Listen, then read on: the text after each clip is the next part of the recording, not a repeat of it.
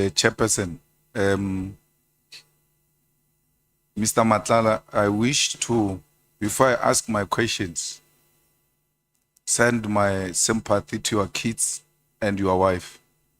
Thank you so much. Because no one, even a hardened criminal, must have police coming into their house and making their kids to sleep on the floor. No one must ever do that to our kids and to our wives. If they've got an issue with you, they must take you on. Because the procedure would have been, once they arrive, they should have isolated the kids and put them with a female police officer in one room who's reassuring the kids that everything is fine, we are going to be fine, while police are interrogating you or doing their business. If this happened, it deserved to be condemned, Chair, because it was brought to our attention that kids were made to sleep on the floor. As black people, we have inherited trauma, and no one must pass that trauma to our children. And no one must take advantage of our wives. Whatever we do on the streets is between us and the streets and has got nothing to do with our children. And police must understand that wherever they are, that no one must ever take advantage of young kids. How do you put a child on the floor and point a child with a firearm? It is uncalled for, even if they are looking for the most dangerous criminal. That must never be done to children. I thought I must make that statement before I proceed. Mr. Matlala, just tell me your place of birth. I was born in Seshego, but in Pietersburg Hospital, Provincial Hospital. Where were you born? I was born in Mamelodi. Yeah, which hospital? It's no longer there. They used to call it a nursing home, but it's no longer there. Do you have a birth certificate from there? Yes, I do have. And then the primary school you went to? It's called Uwani Primary School. Was a principal there? Principal, it was Serudu. And then were you baptized? No, I was never baptized. And then high school? You said it yesterday. Leshabile High School. Who was a principal there? Ngwe, Mr. Ngwe. After high school, you didn't proceed to tertiary education? No, I didn't. And then you never worked in any formal employment? Or no, I never had any formal employment. So from high school, that's when you engaged in informal trading? Yes, I will say before even high school, my mother disappeared on me. Then I had to raise myself. I was actually a street kid. So I grew up in the street for a very long time. So I just realized after when I grew up that my mother passed away, but she was an albino. And I heard later that she was raped because there was this myth that if you can rape an albino, then you can get cured for whatever. Then that thing traumatized her a lot that she disappeared. And when I found her, she was terminally ill. Then I think it was 2002 when I found her through her friend. It was very late and then she passed on. But all along, I was street kid. I'm sorry to hear that. Now, Dlamenis have got some roots in Swaziland. Yes. And you said to us your grandmother is from, is a Dlamini. Yes. Did they have a place in Swaziland, or was she originally from there? No, KZN. So you don't have any relation ever with some people in Swaziland? No, I don't have. So when you travel to Swaziland now, what were you traveling for? What purpose? It was I was invited to the king's birthday. Oh, so you know the king? And the queen mother. Yes. But yes, I was invited by the queen mother. Oh, so you know the queen mother? Yeah, but it was the birthday of the king. But I went there through through the queen mother. Yes. You were a guest of a Queen Mother. Yes. So this ID that has got your picture and the ID number that is similar to yours and all of that, what is the story there? I don't have an ID for eSwatini. So that thing was fabricated so that they can deny me bail. Yes, but in the judgment of the appeal or something, it looks like that judge Judgment. didn't consider that as the grounds that must be used to deny you bail, because he says police did not produce the original ID, Yes. if I'm not wrong. Yes, on the judgment, they said that I've traveled to eSwatini using that fraudulent ID, but which is, we know, is impossible. You cannot pass a border with an ID. That thing is not a traveling document. So they said that. And another thing is, when I came back, unfortunately, they didn't stamp my passport. So they said I've got access to get in and out of the country undetected. Because my wife's passport, my passport, and my protector's passport were not stamped. So it was the overlook of the BMA or Home Affairs, I think. Why did you resign from Medicare? It's because of the allegations that were surrounding me at that time. They said they didn't know by then that she's my sister. They said I gave him a contract to a slave queen. And then also there was these allegations about me, which I did not think that it will be a good image for the company. So I just thought by then, let me just resign and put someone until I clear my name. So why didn't you also put your shares in a blind trust if you didn't want to damage the image of the company? Yes, that's what I did. The shares, that's why I said I still hold the shares. But no, your shares in a blind trust if you didn't want to damage the image of the company. Yes, that's what I did. The shares, that's why I said I still hold the shares. But no,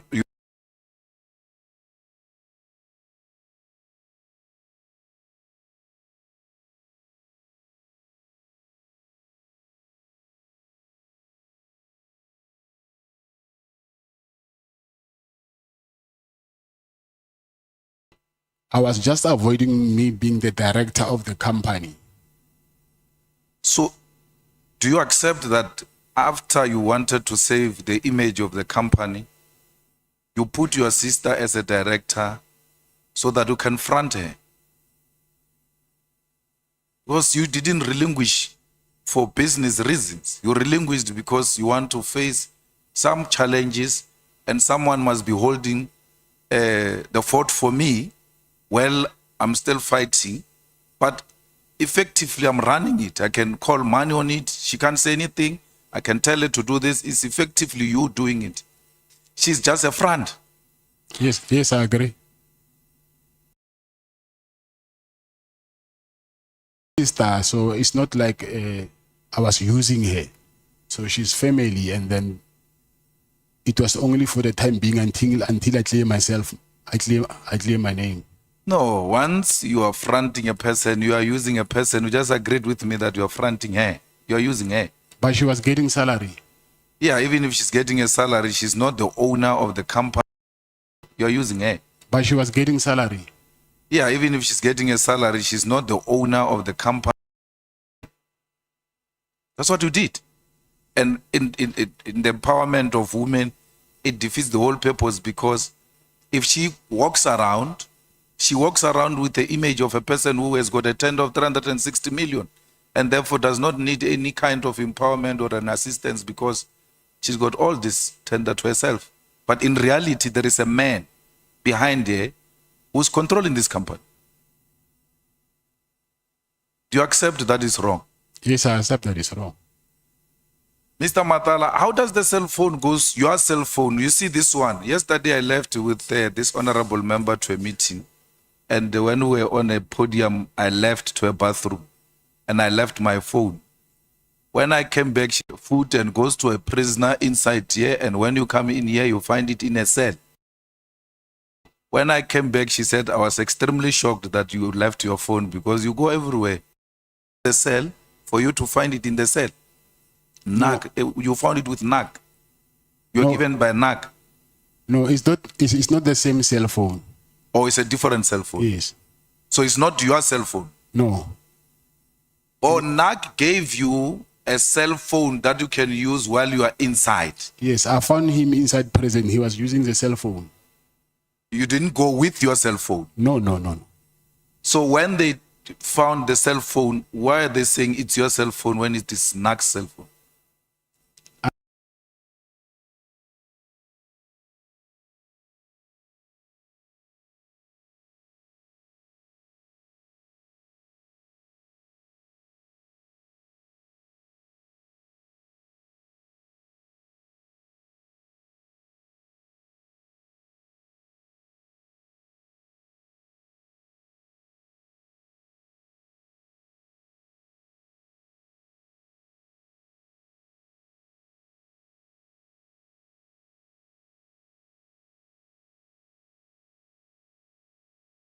I'm saying I got the cell phone from him, but because they found it on me, you know, I was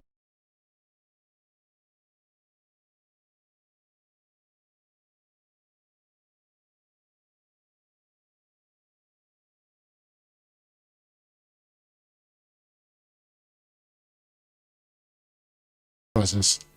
There's someone who came to me with that cell phone, because you know in prison a cell phone is like a public phone. You'll find 3 people using the same cell phone. Someone said, "Hey, check, they're talking about you in the media." It was that day when Mr. Mkonazi was doing that press briefing. So when I held that cell phone, that boy left. Immediately the members of the task force of EST, they came to my cell, and then the same day, those guys from intelligence and PKTT, they came to prison. So I asked myself a question, that if this thing was found in prison, how did these guys knew that I was found with a cell phone? So I thought maybe it was something which has been organized for me to be found with a cell phone. That guy who was arrested and sentenced for killing Boswani, what's your relationship with him? I'm forgetting his name. Keke. Yes, I don't have a relationship with him. You have never worked together? Work? Yeah? No. But he's also from Mamelodi. Yes. Mokgotsi believes that you are John Wick, and everybody else there believes you are a John Wick in Mamelodi, that you have been killing people in Mamelodi. Yes, I heard that. But what, are you John Wick? No, I'm not. Do you kill people? No. Have we ever been accused of murder before? No, never. So what effort have you taken, the same effort you have taken in saving the image of the company? Yes. To save your image from being called a John Wick and being called a dangerous murderer in Mamelodi? What effort have you taken? That thing, I heard it from Matlanga Commission, but I was in CMEX. There we don't have access to anything. So there's nothing I can do at this moment. My main focus now is to fight to get myself out of this place. No, but you're called John Wick before you came here. No. I don't know about that. You are not called John Wick before you came here. Now, in your detail of 14 security or personal protectors, how many are former task force members? It's not task force, it's from the defense, it's special forces. Yeah. Yes. No, I'm asking about the task force, the police task force. Oh, task force is 1. It's 1. And then the special forces? I'll say maybe 8. 8. Yeah. Out of 14. So it's special forces, 8 plus 1 task force. 9. That is paramilitary. It's not VIP protection to have such dangerous, the highest form of defense of the country in one unit. How much does that cost per month? I was paying them 100,000 a month each. Yeah. So what is your personal security detail budget per month? Because remember, it's food, it's petrol, it's convoy, it's hotels, it's all of that. My budget is 2 million. No, you said the security company makes 2 million. You can't budget 2 million. So the whole 2 million, when it gets in, it goes to those people. Yes, but I don't have one company. Oh, so you source from different companies to maintain that lifestyle.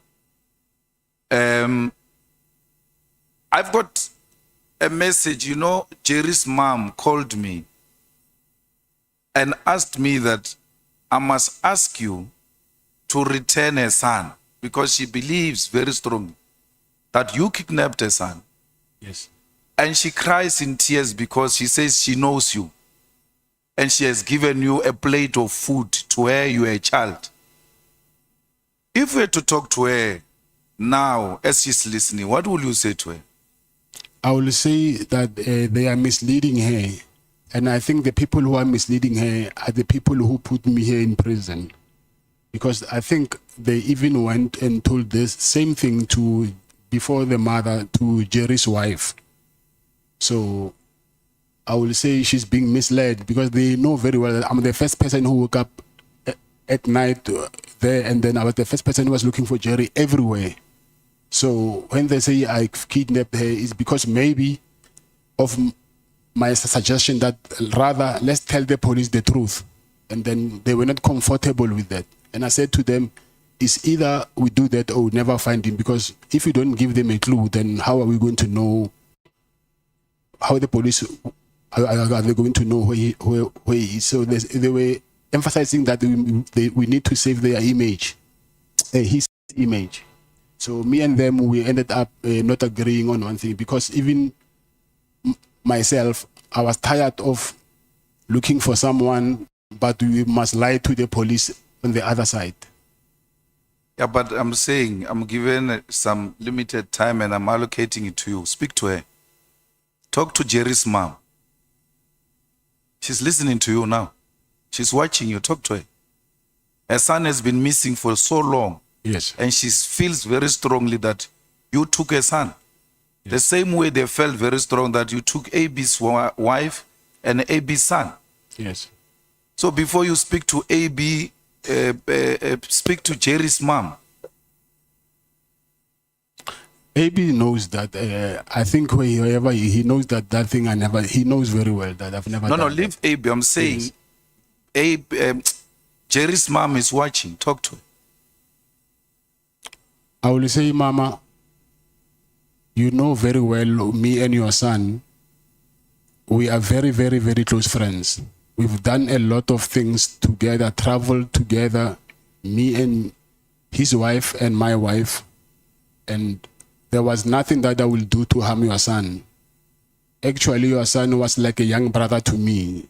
So there are people who are getting between us, trying to convince you that I took your son so that you might think of me as this boogeyman that people paint me to be.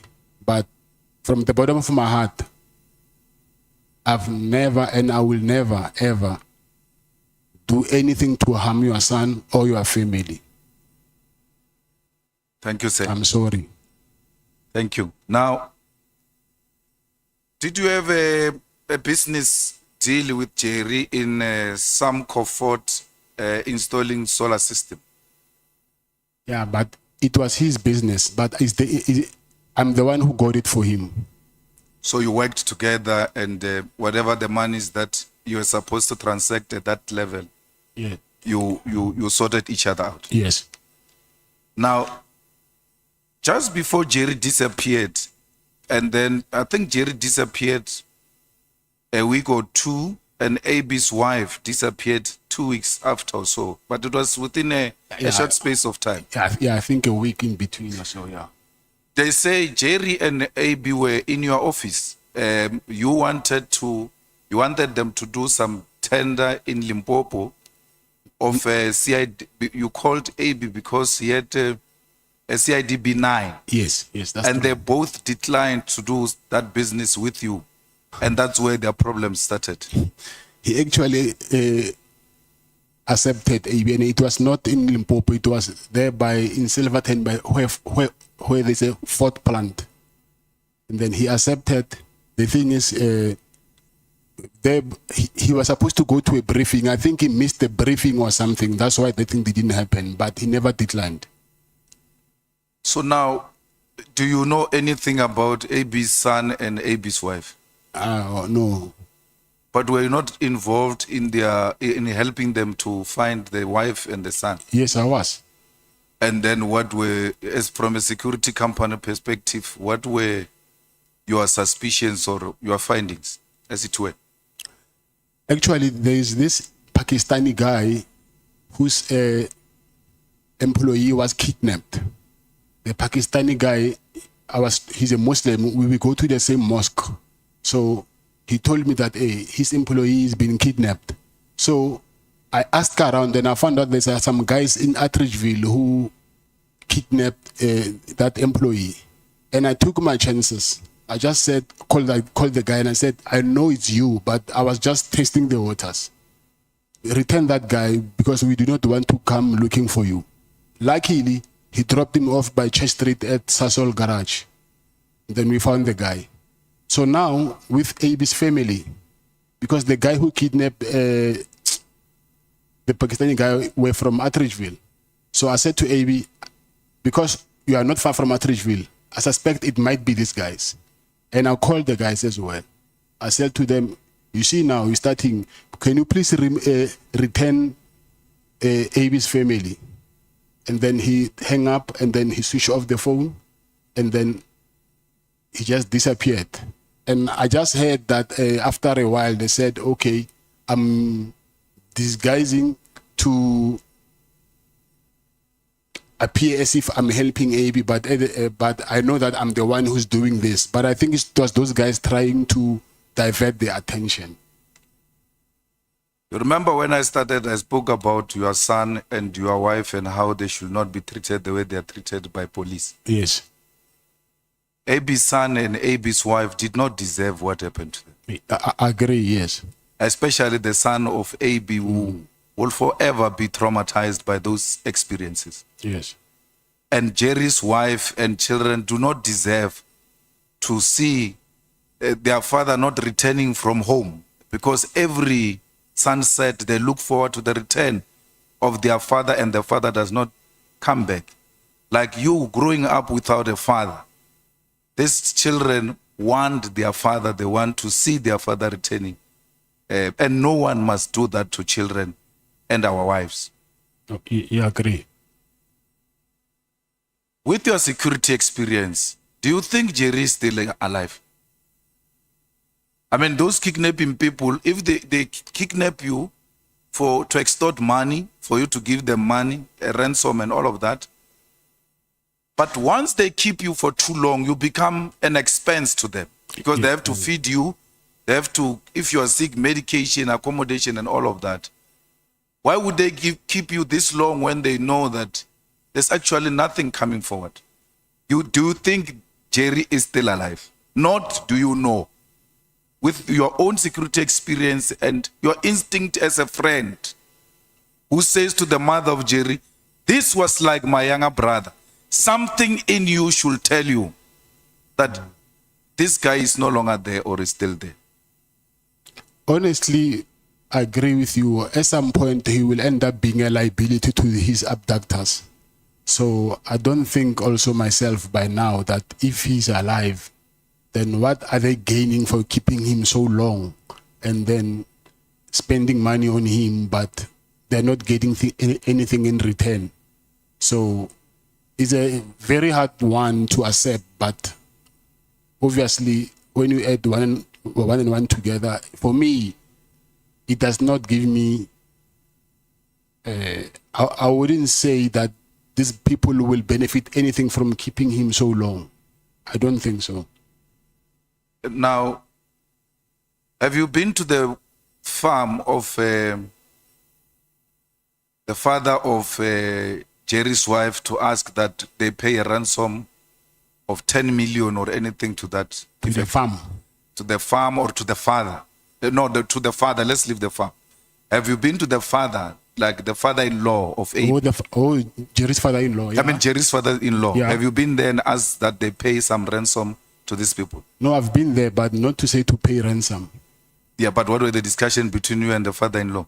Because the story now is Jerry has kidnapped himself because he wants to extort 10 million from the father-in-law.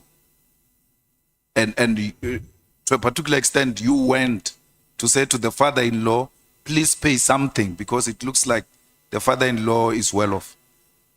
He's not well off, but that's what they're saying. So actually, I volunteered to pay 5 million myself. And I said, if you guys can raise 5 million, I'll pay 5 million myself so that we can get him. So I went there to speak to his father-in-law and say, listen, let's go 50-50. I can pay 5 and you pay 5. And he said, if they kidnap me, you must tell them that they must kill me. I will never pay any money. Speak to the Jerry's kidnappers, your younger brother, and plead with them. For sure they are listening. They knew we were coming to speak to you. If you're to speak to their conscience, what were you going to say? I will say, what we need now is closure. So whether they have them, they must just release him because he's diabetic. So I don't think wherever he is, he's in a good health.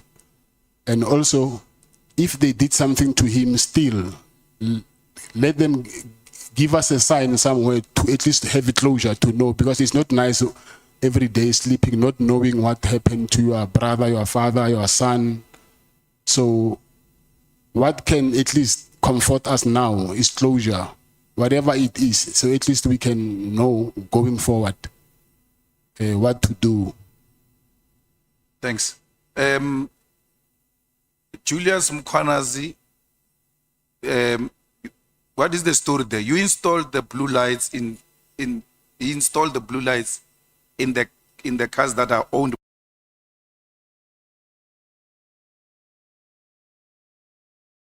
Julius Mkwanazi, what is the story there? You installed the blue lights he installed the blue lights in the cars that are owned. What is the story there? You installed the blue lights he installed the blue lights in the cars that are owned. I donated cars to his to EMPD, to him.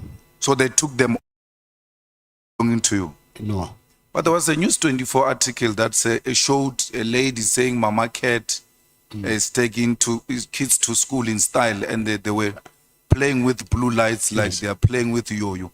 Yes, I'm divorced with my first wife. So I was not in relationship with my first wife. And Mama Cat is the media saying that. It's not her saying Mama Cat. So she's living her life, and then I don't even, and those are not my cars. So my cars are BMWs. I think everybody knows. I use BMWs. So those. So she's got cars also with blue lights, no, without your involvement. She don't have cars. Maybe she sourced a security company, or what she did, I don't know. Because me and her, we don't have that relationship anymore. We divorced. What is your relationship with Julius Mkwanazi? Julius Mkwanazi, I will say, he was a friend. Was. Oh, so you donated because you had a friend who was in the position of authority? No, it's because I proposed to him when he was an operations manager that, listen, I want to donate the cars, but with conditions that we do brand awareness, and then I will also send proposal to... Protected by you? No, not by me. I went there when it was only once, and it was when it was state of the city address. It was only once. Yeah, but you went to fetch the mayor of the DA with your cars, yes, and they had blue lights. I don't know if they put blue lights on because I was not there. Was it not your protection that was driving the cars? Yeah, on that day they came as backup. She had her own cars, so they only came. She needed backup. Or the DA mayor needed a backup from you? Yes. How does she need a backup from you when the Metro Police there is even as some sort of a task force? Yeah, sort of. I think Mkwanazi convinced them that my guys are special forces. Okay. That recording we had about it in the thing there, do you say it's not legitimate? No, it's not. It's not. I even have proof of what happened. So you never gave Sibia money? No, never. You never said Sibia is a Matlala, criminal. you stop speaking. But Can what if we- I'm taking a time? We pass the microphone to Honorable Masethe. I'm on, Chief. I'm in charge. No, yes, I'm the one who is running the meeting. But I'm in charge. Yeah. I'm the one Time we have who is allocated. running the meeting. I want to hear her speak. Ah, Honorable Masethe, this is your is our time. arrangement. We won. Honorable Masethe, is your I time. see you speaking. Okay, Thanks. thank you. Now, She's fronting, Chair. She's Yeah? fronting. what? I didn't hear that. No, the person who's saying you're fronting, they will never even speak in the presence of their president. You see now what you did to me, Chair. So, the meeting with Mkwanas, if we're to go to Lieutenant General Senona, will he give us or give you a confirmatory affidavit that you actually brought back the report from the guy who was tortured? Because you said you didn't go back to Mkwanas. You actually told Senona that the guy has declined. Yes. Is Senona, the head of works in KZN, prepared to depose an affidavit to this committee confirming that you gave him that feedback and also confirming that he was part of the meeting where Mkwanazi made those kind of requests to you? I think he will, but I've never spoke with him since I'm here, so I need to contact him, but I think he will. So why would Mkwanazi think that you are the best person to talk to people who are accusing him of torture? Because he didn't know your relationship with those people. Yes, because of he found out that me and the guy, we are in the same estate. So he asked me first that if I know the guy in this estate, because he heard that I'm from Midstream as well. So, and it was Minister Begicele who arranged a meeting. Yes. And Minister Begicele is the one who said, Mkwanazi can make these problems go away that you are confronted with. Yes. And to that effect, then arranged a meeting. When he arranged a meeting, were you present like the time he was calling No, Kumalo? no, I was not. And so how did Minister Cele know about your penthouse? You are meeting for the first time. He doesn't know you and Yes, all of that. The next thing, there is penthouse staying there and all of that. How did it come up? It's the guy that he introduced me to him. He said, hey, this guy's got a nice penthouse. I assume the guy knew that Mr. Cele traveled a lot to Pretoria, and then he was struggling with accommodation. Not struggling, he had to pay accommodation. That guy said to him that actually Cat has got a nice penthouse there, so I think you can talk to him, he can offer you. How many times has Minister Cele been to the penthouse? I think 3 or 4 times. But it looks like he said he's been there twice. Only twice. No, it cannot be twice, because he's been there twice when that guy was alive, and then after that guy's death, I remember he left his white Hugo Boss shirt in one of the bedrooms, and I sent him a message. I said, "It's me."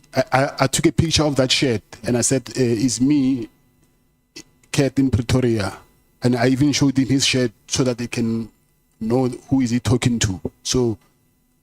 After that, it was the 3rd time, and I think 3 or 4 times. It cannot be twice. It cannot be twice. Now, which year was that? This year. So, if you're to be released here and you go and ask as a resident or the owner of the penthouse there, by whatever the place might be, you go and ask for the footage of all those days. Will we find those footage? Or more than twice? I think that will depend on the security. Sometimes the footage after a certain period gets deleted. So I don't know how long they keep the footage. As a security person, how long does it get deleted? Do you delete it or it automatically deletes itself? It does. After 3 months, sometimes it does. And if it's a residential, you'll find after 2 weeks, So we will not find your CCTV coverage of you and Cele at the hotel in Durban, where you gave him 200,000 because you said you walked to the car where the cars park normally in hotels. There are CCTV cameras for security purposes. Yes. Yeah. So you send your security, and then you walk with Cele to a red car, Yes. Jeep. You put the money in, and then he drives away. Yes. If we're to go and subpoena such a CCTV Yes. camera, will we find it? Yes. Yes, 100%. And then that day when I'm happy because you and Minister Cele are agreeing that you went to Durban to deliver the last, the other portion, the second last, I suppose. And then when you are there, your conscience said, no, this should stop. I'm not continuing with dishing out money. This is now amounting to abuse. And then you stopped. But he kept on calling you. So where you and him agrees that you were supposed to meet in Durban. Yes. That's why he gave you 20 calls. And you are saying, yes, I drove to Durban for purpose of giving him money. And that day, I took a decision, I'm no longer doing it anymore. And he gave you 20 missed calls. And we asked him, why did you call him so many times? He says, we were supposed to meet. Yes. So on the meeting part, you and him are agreeing. What we need an evidence of is this portion of the exchange. Even if it's not visible money, but as long as we see the Cele money from you, the Cele bag from you to his car, that's prima facie enough. So, did he really make those calls on that day when you decided, no more? I'm no longer answering his calls. My phone is, even now, is here with my legal team. His missed calls are still there. You can even see them now. And we need some, even if it's smallanyana evidence that demonstrate that you indeed exchanged money, because the problem is that Mabonga is dead. Yes. And the protector that went to fetch the Woolworths bag, is he still alive, and will Yes. he be prepared to dispose an affidavit that you send him in the presence of Minister Cele to go and fetch a bag? And obvious, if he's a personal protector, meaning a bodyguard, he will walk with you or behind you as you walk to the car with Minister Cele, and then you putting, will he give us some affidavit? Yes. Yes. I'm worried, Mr. Matlala. 12 cases withdrawn, 1 guilty verdict, 1 not guilty verdict, 1 acquitted. And you've got police around Pretoria here who are sent around as your eyes boys. Why would the police go and fetch a car to... Your story is actually making this the case of that police officer even worse. Because you take a card from your PA, you give it to a police officer. What stops a PA from taking the card to go and buy a battery and bring it to you? Because generally that is the work of the PAs. And here police are being converted into PAs in the absence of the PAs. They're actually being given the job by PAs that they said, I must give you a card to go and do what I'm supposed to do or I'm employed to do. What should we take of this kind of a relationship you have with police? And the next thing, cases are withdrawn, and meaning the people who have actually complained in these cases have never experienced justice, because this will somehow, the reason we're asking you about this police officer is to determine your proximity to the police in this area and to determine whether police are actually under your control. No, they're not under my control. Yeah, but why would you send a police? And he's probably older than you, No, he's not. or is a small boy. He's a lighty. Okay. So you were sending a lighty policeman to run around. Not a lighty. You know, when you, like a little brother, I will say that. So not a lighty in a defamatory way, manner. So I'm saying sometimes, yes, you might be policeman, but at home you are a brother, you are a sister, you are a father. So when you are at home, whether you're a policeman or not, or you're a judge, if I'm your older brother, I can send you wherever, then you'll do that.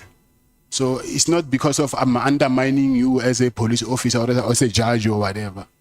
I'm saying you can send a judge who's your younger brother to go and buy a battery. Oh, bread or whatever you want. A judge. Your brother, I think he will, when he's at home, you know, he'll call you Abuti, whether he's a judge or not. So that respect will always be there. Thank you. Thank you, Mr. Matlala. I want my sister to have an opportunity to speak to Kat, even if it's not too long. Let's go.